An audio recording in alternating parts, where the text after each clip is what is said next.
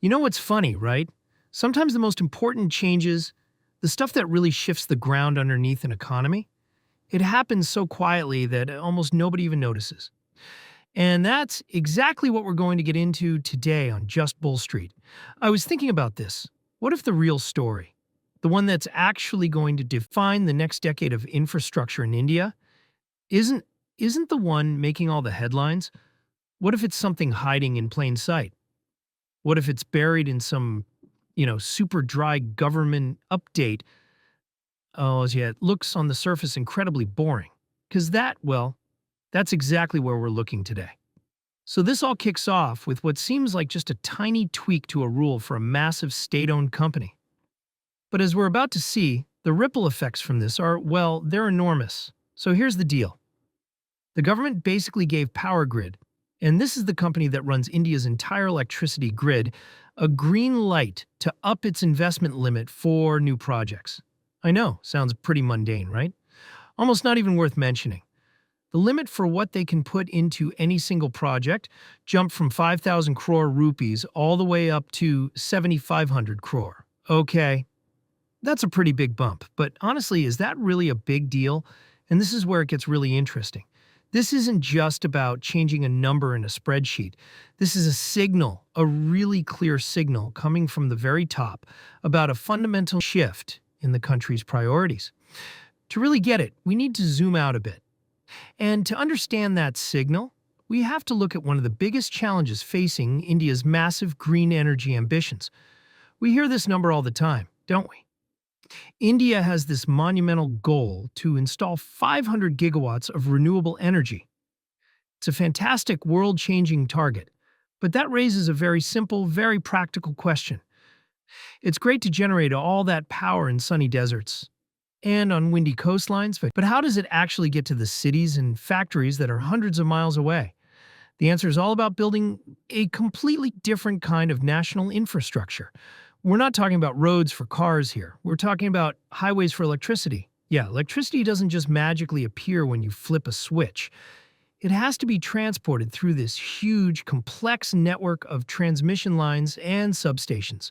These are the real arteries of the nation's energy system.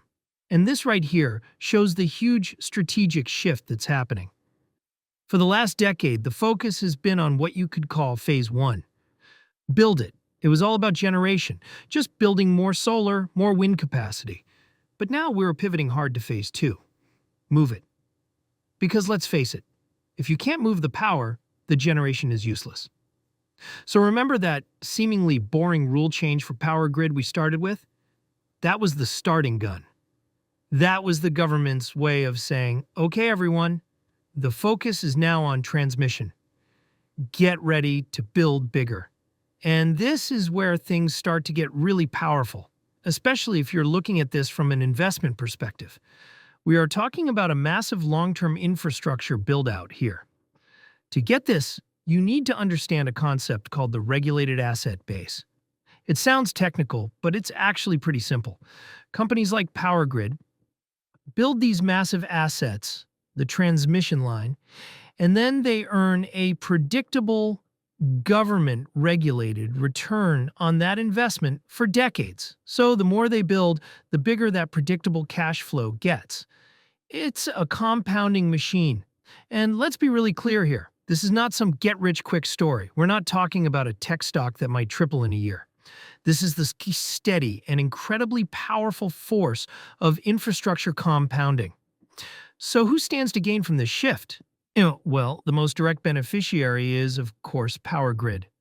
But the ripple effect spreads out to all the companies that supply the heavy-duty equipment, the transformers, the switchgears, the guts of the grid. We're talking companies like Siemens, Hitachi Energy, and CG Power. This all points to a broader and maybe counterintuitive idea about where real, lasting value is often created. And spoiler alert, it's not always in the headlines. I love this idea because it captures the whole thing perfectly. You will never ever see a transmission tower go viral. It's just not glamorous. But its value is undeniable, and it shows up consistently where it actually counts, on the balance sheet. And that's the real contrast here. The market loves to chase the noise, the new app, the exciting consumer tech, but so often, the real long-term wealth is built in the system itself. The boring, essential utility that makes all that noise possible in the first place. So yeah, that little rule change isn't going to be on the front page tomorrow.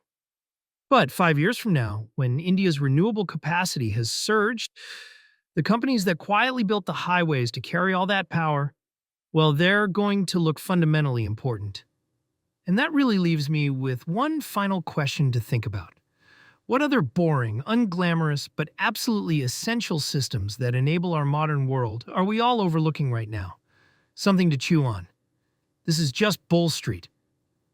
Thanks for listening.